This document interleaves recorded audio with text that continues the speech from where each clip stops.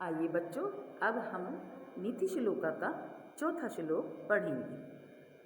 सबसे पहले इसके बारे में बता दें बच्चों, चौथे श्लोक में क्या कहा गया है। सबसे पहले हम लिखेंगे संदर्भ। संदर्भ तो इसका वैसा ही होगा पहले जैसे पूर्ववत, क्योंकि पाठ भी वही है, पाठ का नाम भी वही है। आगे हम देखेंगे प्रसंग। प्रसंग में मैंने बता रखा है बच्चों, जो भी कविता के अंदर या श्लोक के अंदर या दोहे के अंदर जो कुछ भी कहा जाता है उसी को छोटा करके लिख देते हैं। यानी कि प्रसंग का मतलब क्या बात चल रही है, क्या प्रसंग चल रहा है, तो वही बात इन शॉर्ट में छोटे रूप में बता दी जाती है कि इसमें ये बताया गया है। अच्छा, तो बच्चों अब हम अपना चौथा श्लोक आरंभ करेंगे। देखिए बच्चों कि कोकिला नाम स्वरो रूपम स्त्रीणाम रूपम पतिव्रतम विद्या रूपम कुरूपाणाम क्षमा रूपम तपस्वी नाम। तो बच्चों इसके पहले हम शब्दों के, संस्कृत शब्दों के हिंदी अर्थ जान लेंगे, उससे हमें इसका हिंदी अनुवाद करने में सरलता हो जाएगी। देखिए कोकिला नाम, कोकिल माने होती है कोयल, ठीक है बच्चों। कोयल को कोकिल भी कहते हैं संस्कृत में और पिकह भी कहते हैं, कोकिल है पिकह। तो कोकिला नाम यानी कि कोयल का, विभक्ति लग रही है कोयल का। कुरूपाणाम यानी कि रूपहीनों का। तपस्वी नाम तपस्वी पुरुषों का। समझे बच्चों। अब हम इसको दोहे के श्लोक को पढ़ेंगे तो हमें हिंदी अनुवाद करने में सरलता रहेगी। देखिए कोकिला नाम, कोकिल माने कोयल बता दी है ना, ये कोयल। तो कोयल का रूप उसका स्वर होता है। कहते हैं, सुनी है आवाज़ कोयल की, बड़ी मधुर आवाज़ में बोलती है, कूकती है ना। तो कोयल का रूप जो है उसका स्वर है, उसकी आवाज़ है, उसकी ध्वनि है। स्त्री नाम रूपम पतिव्रतम, और स्त्रियों का रूप उनका पतिव्रत धर्म होता है। विद्या रूपम कुरूपाणाम, और जो रूपहीन है उनका रूप क्या है बच्चों, उनका रूप विद्या या ज्ञान होता है। क्षमा रूपम तपस्वी नाम, और तपस्वियों का रूप बच्चों क्षमा करना होता है। ठीक है बच्चों, फिर से देख लीजिए एक बार, फिर से मैं आपको बोल देती हूँ, बता देती हूँ कि कोयल का रूप उसका स्वर है, उसकी आवाज़ है, उसकी ध्वनि है। और नारियों का रूप या स्त्री का रूप, स्त्री माने नारी, रूप पतिव्रता धर्म का पालन है। और कुरूपों का रूप है ना क्या है, ज्ञान है, विद्या है। और तपस्वियों का रूप क्षमा करना है। समझ गए होंगे बच्चों। चलिए अब हम आगे अपना पांचवा श्लोक पढ़ेंगे।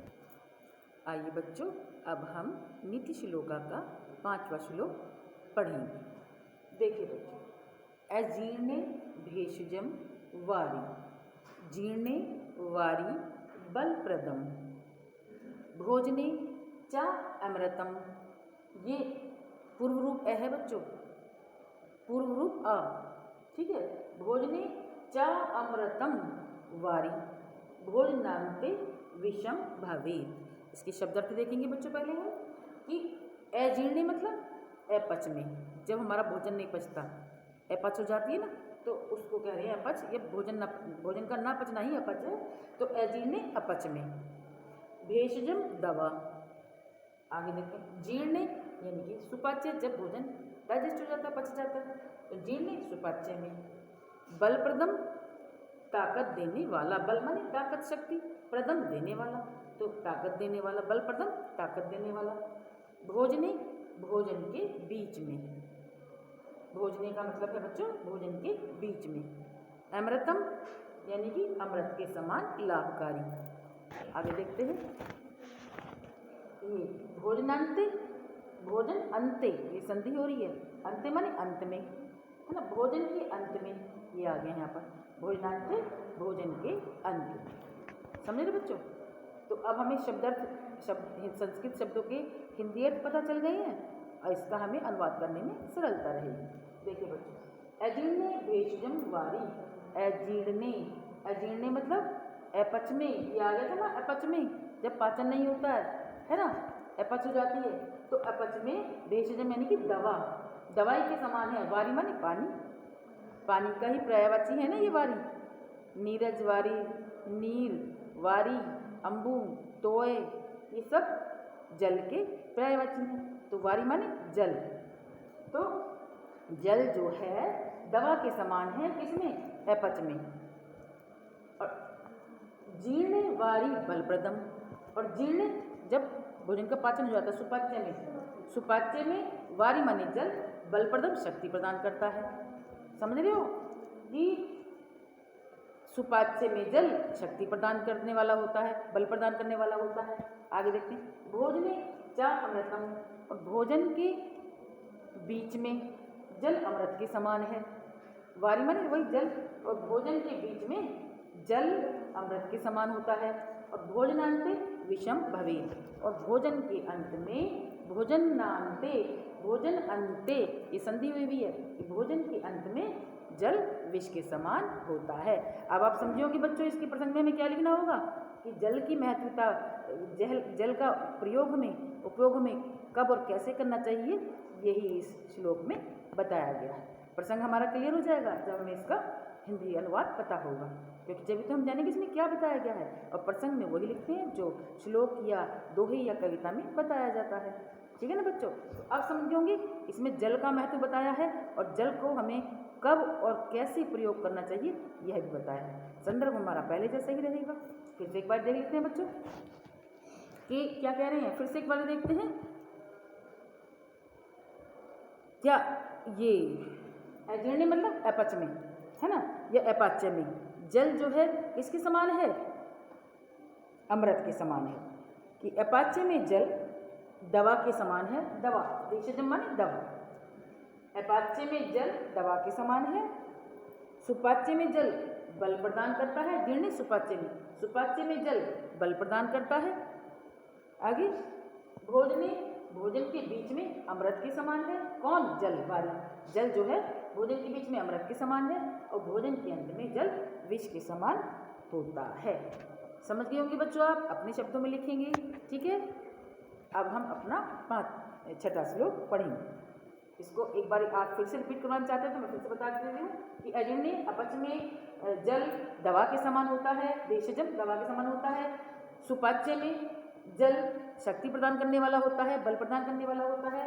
भोजन के बीच में जल अमृत के समान होता है, और भोजन के अंत में विष के समान होता है। कौन? जल। इसलिए जल को कैसे कैसे पीना चाहिए पता चल गया। भोजन के बीच में पी लो थोड़ा सा बेशक, लेकिन भोजन के अंत में जल मत ग्रहण करो, है ना। इस श्लोक के आधार पर यही बताया गया। आइए बच्चों, हम छठा श्लोक पढ़ेंगे। आइए बच्चों, अब हम छठा श्लोक पढ़ेंगे। देखिए बच्चों, इसका संदर्भ तो बच्चों पहले जैसे ही होगा, हर श्लोक का ऐसा ही होगा, और प्रसंग में जब हम पढ़ लेंगे तो हम जान जाएंगे इसमें क्या है, वही हम प्रसंग में लिखेंगे। आगे देखो, दीपो भक्ष्यते दुहांतम कज्जलम च प्रसूयते यदन्नम भक्ष्यते नित्यम जायते तादृशी मति। समझ रहे, इसका शब्द अर्थ देखते हैं पहले बच्चों, हिंदी अनुवाद में सरलता रहेगी। फिर ध्वांतम यानी कि अंधकार को, कज्जलम यानी कि काजल को, मति यानी कि बुद्धि, मति माने बुद्धि, जायते उत्पन्न होती है। देखिए इसमें क्या बताया गया है कि दीपो भक्ष्यते ध्वांतम, दीपक जो है भक्ष्यते खाता है, ध्वांतम अंधकार को, ये देखो ना, ध्वांतम अंधकार को, ये दीपक जो है भक्ष्यते खाना लिख देते बच्चों, भक्ष्यते माने खाता है, भक्ष्यते मतलब खाता है, अर्थ इसका खाता है। तो दीपक जो है किसको खाता दिया? अंधकार को, ध्वांतम अंधकार को, और क्या उत्पन्न करता है, फिर क्या पैदा करता है? कज्जलम काजल पैदा करता है, काजल उत्पन्न करता है ना, काजल को उगलता है, काजल बनाता है। यदन्नम भक्ष्यते, इसलिए यदन्नम यानी कि जैसा अन्न, ये संधि हो रही है, अनारस में द में है छपरा अन्नम, तो जैसा अन्न भक्ष्यते खाते हैं, नित्यम सदैव, कि व्यक्ति जैसा अन्न, नित्यम मतलब हमेशा या सदैव, व्यक्ति जैसा अन्न हमेशा या सदैव भक्ष्यते बताया था खाता है, तादृशी मति, उसकी बुद्धि वैसी ही हो जाती है। फिर से एक बार देख लीजिए बच्चों कि दीपक जो है काले अंधेरे को खाता है ना, ध्वांतम अंधकार को, अंधकार काला ही होता है, तो दीपक काले अंधकार को, काले अंधेरे को खाता है ना, और इसलिए वह काजल ही उगलता है या पैदा करता है, प्रसूत पैदा करता है, उत्पन्न करता है, बनाता है, उगलता है, इसलिए वह काजल ही उगलता है। यादन्नम, इसी प्रकार व्यक्ति या मनुष्य, यदन्नम जैसा, अन्न मतलब अन्न, जैसा अन्न भक्ष्यते खाता है, इसी प्रकार व्यक्ति जैसा अन्न खाता है, नित्यम भी है, हमेशा जैसा अन्न खाता है। व्यक्ति जैसा अन्न हमेशा खाता है वैसी ही तादृशी वैसी ही उसकी मति बुद्धि हो जाती है ना। जो व्यक्ति जैसा अन्न हमेशा या सदैव खाता है तादृशी वैसी ही उसकी बुद्धि हो जाती है। समझ गए बच्चों? अब प्रसंग में क्या लिखेंगे जान गए होंगे कि जैसा खाओगे अन्न तो वैसा बनेगा मन। कहा भी गया है, समझ रहे हैं? जैसा खाओगे अन्न और वैसा ही होगा मन, वैसा ही बनेगा मन। तो जो जैसा खा रहा है वैसे ही बुद्धि उसकी हो जाती है। यही बताया कि दीपक जो है काले अंधकार को खाता है और काला काजल ही उगलता है, बनाता है ना, या उत्पन्न करता है, पैदा करता है। इसी प्रकार से व्यक्ति जैसा अन्न सदैव हमेशा खाता है वैसी तादृशी वैसी उसकी बुद्धि हो जाती है। तादृशी माने बच्चों वैसी, तादृशी मतलब वैसी ही, ओके, तादृशी वैसी ही। व्यक्ति जैसा अन्न हमेशा खाता है वैसी उसकी बुद्धि हो जाती है। समझ गए बच्चों? आज आपका ये पूरा चैप्टर हो गया है, देख लीजिए, शब्द अर्थ भी देख लीजिए ध्यान से, और जो कुछ आपको समझ नहीं आता वो हमसे आप पूछ सकते हैं बच्चों। फिर से एक बार रिपीट करूँ क्या बच्चों?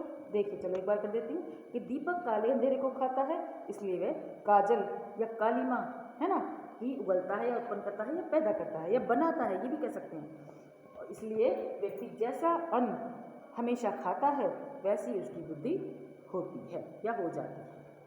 ठीक है बच्चों? अब आप बच्चों इसको ध्यान से वीडियो को देखना और इसका वर्क मैं आपको सेंड करूँगी, उसको आपको करना है।